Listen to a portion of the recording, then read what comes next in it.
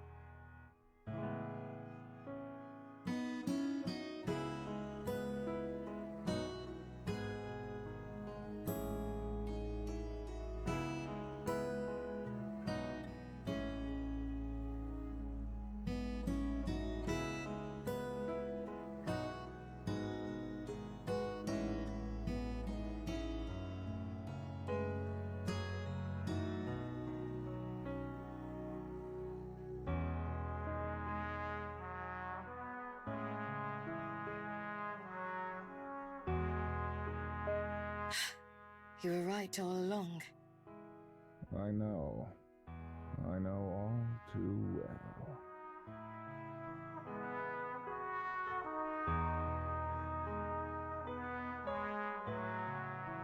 You always did have to learn things the hard way.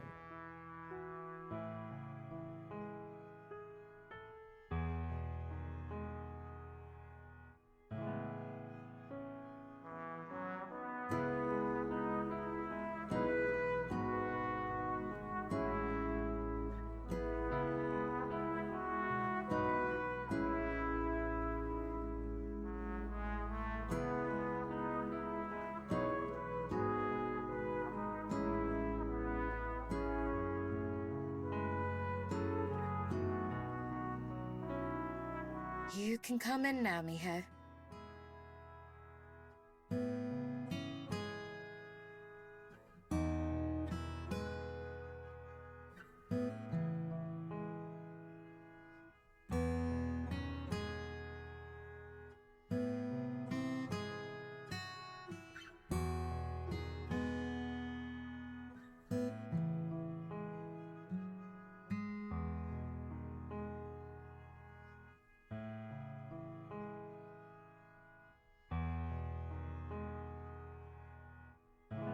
How much did you hear? Just the very end. I was coming to see you. I didn't know you already had company. Sorry for listening in. It's all right. I don't feel the need to keep anything secret from you. The only reason I haven't introduced you to Ezekiel is for his sake. He isn't fond of meeting people. It's okay. I know how that feels. What did you mean, though? About him being right?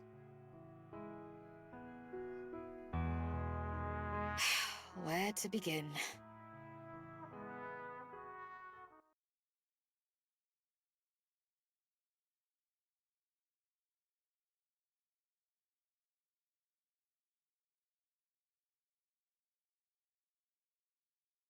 I told you that Ezekiel was the one who helped me gain my footing in the human world, yes? Well, there's a bit more to it than that. He was the one who turned me into a vampire in the first place. I have a story not too dissimilar from your own with Zhongying, though it began in a very different way.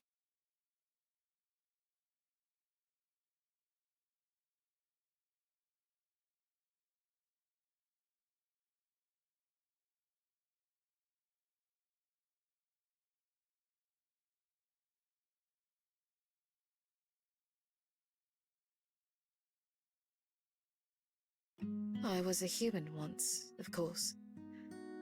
Long, long ago, In those times, we didn't know about the underworld, or anything that lay beyond the edges of our sky. Few denizens of the underworld traveled to the overworld back then. Those who did were feared and reviled, but also disbelieved in. Truth turned to hearsay, hearsay turned to legend, and legend turned to fable.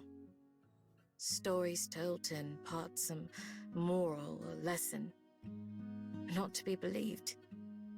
That's where today's term fabled was first born. As a human, my life was painful and dull, and cursed by circumstance.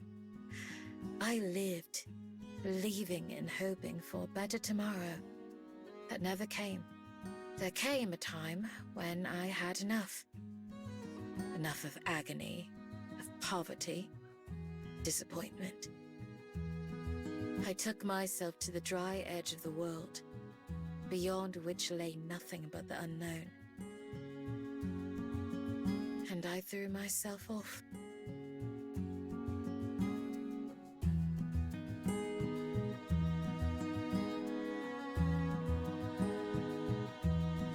As I fell, I had plenty of time to contemplate the stupidity of my decision and to dread the fate that was rushing to meet me.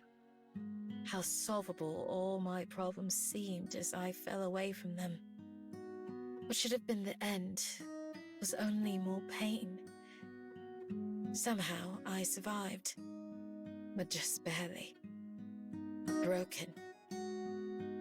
As I opened my eyes for what should have been the last time, I saw trees and a purple sky that I thought must be heaven. Then, a figure appeared, and I was certain that I was in hell. Ezekiel offered me a choice. Breathe my last, or accept his gift and live on. From there, the world I had plummeted from, the world that contained all my pain and sorrow, was a minuscule dot, nearly imperceptible above me. That we are having this conversation is proof of what choice I made. In time, my body healed, though not fully.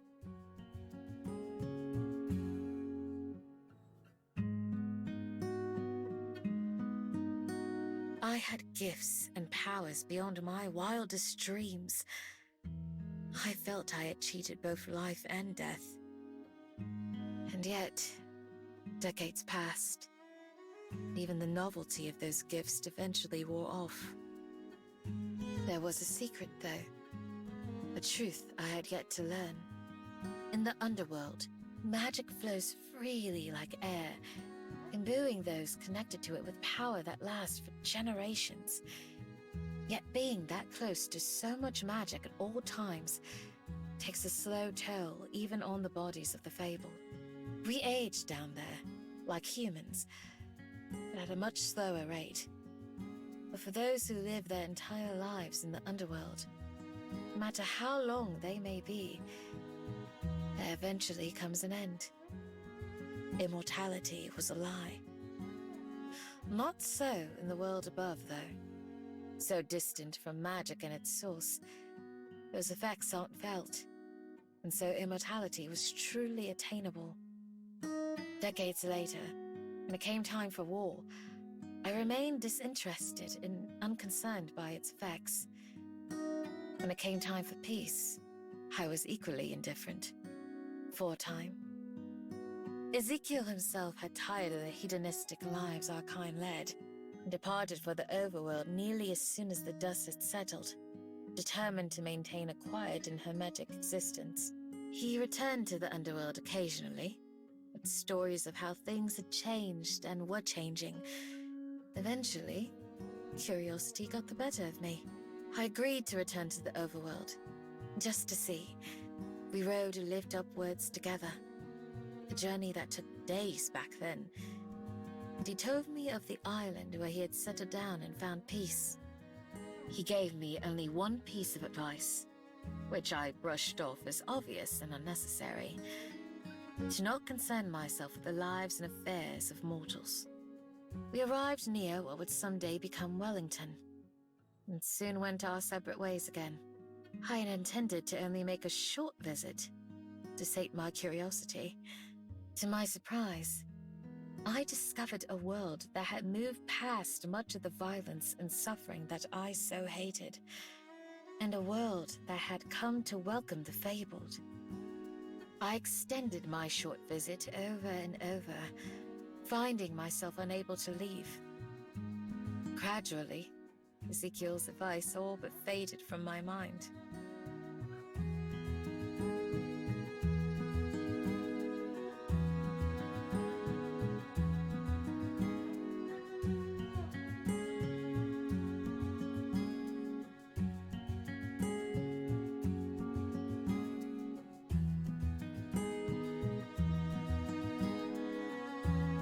Until you met Cosette.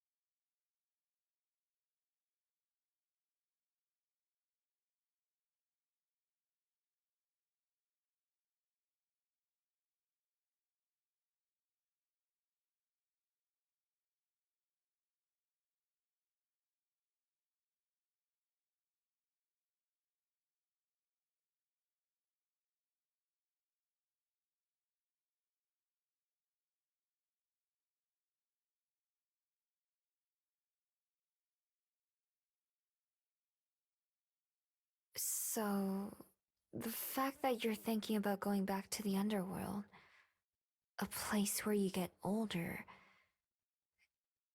does that mean that you want to...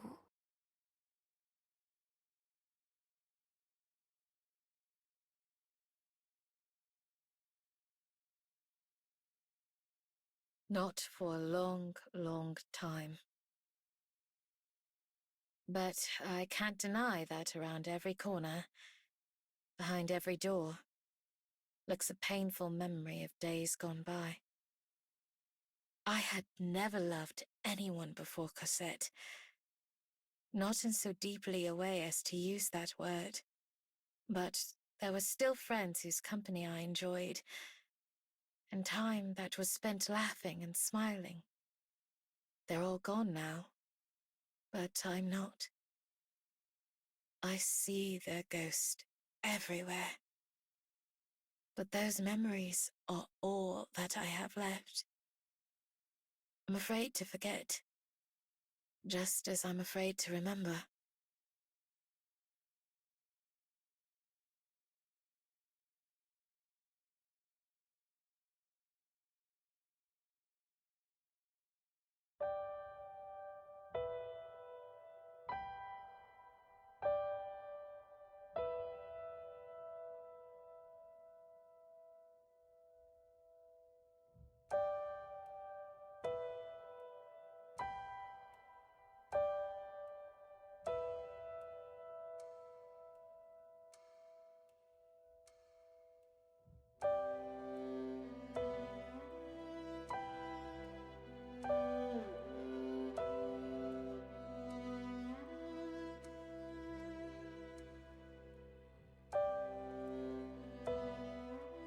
Miho?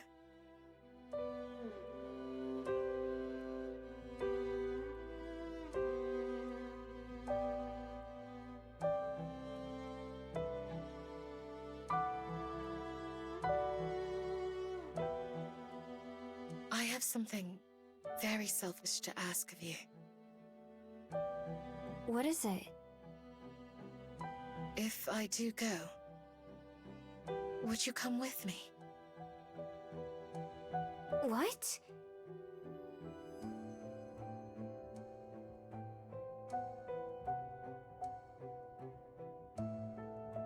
As a fabled, you would be safe in the underworld, unlike a human.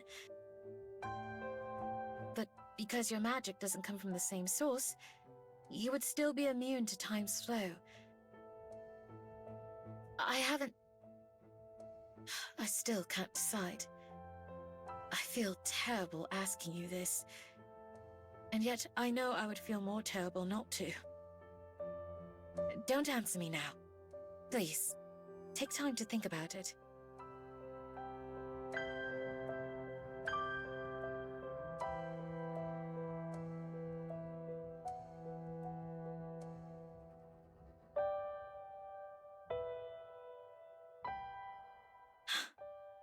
Thank you.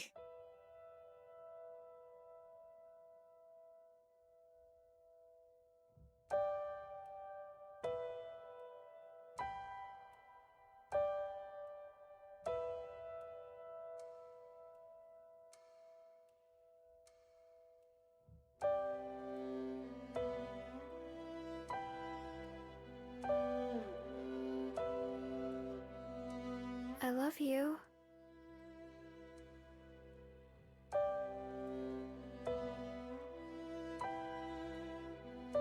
I love you too. Thank you.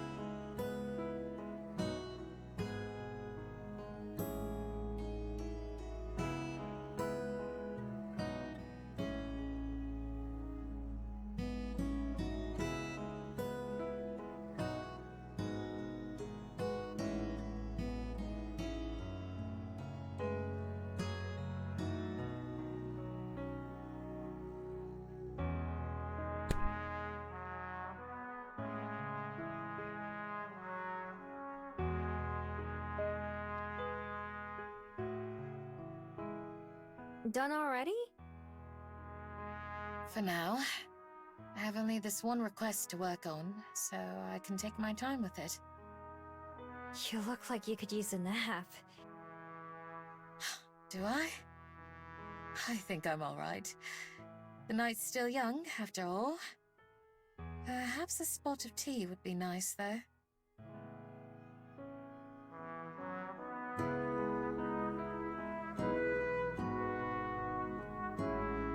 Ugh, I'm out. I have to fetch some more from downstairs. I can get it for you. I could use a snack anyway.